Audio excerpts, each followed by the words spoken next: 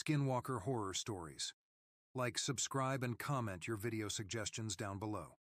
Sit back, relax, and enjoy.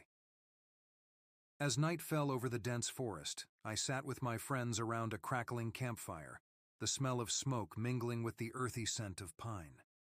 We had come here for adventure, to escape the chaos of our daily lives, and to bask in the tranquility of nature. But the atmosphere quickly shifted from one of laughter and camaraderie to something far more sinister. It was my friend Mark who first broke the comfortable silence. He leaned forward, the fire casting flickering shadows across his face, and shared a tale passed down through his family. "My uncle once went camping in a remote part of these woods," he began, his voice dropping to a hushed whisper. "He heard rustling in the bushes and thought it was just a deer or something. But as the noise got closer, he felt a chill run down his spine. Out of the shadows emerged a figure, a coyote but not quite right. It was standing upright, and it stared at him with eyes that seemed to glow in the darkness.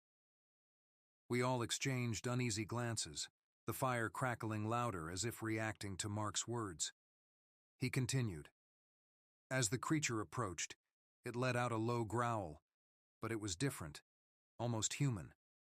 My uncle could feel it watching him, assessing him. And then it spoke. Not in words, but in a voice that echoed the sounds of the forest. It mimicked the calls of the animals, but with an uncanny, mocking twist. The tension in the air thickened, and I could see the unease on my friends' faces. I tried to laugh it off, but deep down, a knot formed in my stomach. I glanced around the darkened trees, the shadows playing tricks on my mind. "You know," I said, attempting to lighten the mood, "it's just a story. Skinwalkers aren't real." But Mark was undeterred. He leaned back, crossing his arms, his eyes fixed on the flames. That's what my uncle thought too, until the next morning when he found his camp ransacked. Food gone, gear scattered, and strange tracks leading away from the site. They didn't match any animal he knew. At that moment, we heard a faint rustling nearby, and my heart raced.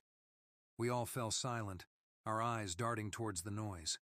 A chill wind swept through the trees, causing the branches to creak ominously. I tried to convince myself it was just a squirrel or a raccoon, but the sound grew closer, almost as if whatever was lurking was deliberately approaching us. As we listened intently, the rustling stopped abruptly. It was then that I noticed something in the shadows, an outline, low to the ground. My breath hitched in my throat. The figure moved in a way that was not quite natural, almost too smooth for an animal. Suddenly, it darted into the moonlight, revealing a fleeting glimpse of something I could barely comprehend. A tall, gaunt shape resembling a deer, but its head was grotesquely twisted, and its eyes shone with a predatory glint. Panic gripped us as we scrambled to our feet. "Did you see that?" I gasped, my voice trembling. My friends nodded, eyes wide with fear. The campsite that had felt like an oasis of comfort just moments before now felt like a trap. Mark's voice broke through the silence, a whisper filled with dread. "This is exactly what my uncle experienced. They're drawn to fear. They feed off it." With adrenaline pumping through our veins, we hurriedly extinguished the fire and packed up our gear. The peaceful sounds of the forest transformed into an eerie cacophony, each rustle and snap of a twig amplifying our dread. We moved cautiously, whispering to each other, trying to stay calm, but knowing the shadows held something that defied our understanding. Just as we reached the edge of the campsite, the air grew colder, and I felt a presence behind us. I turned to look back, and in that moment, I saw it again.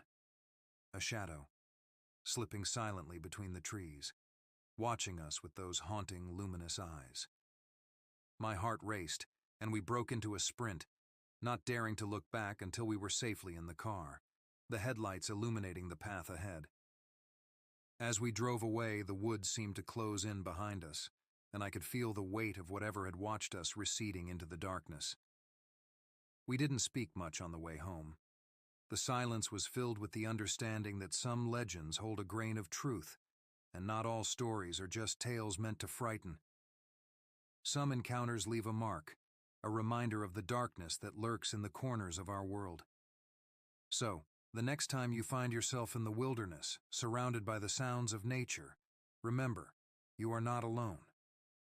The woods can hide many things, and some may just be waiting for the right moment to reveal themselves.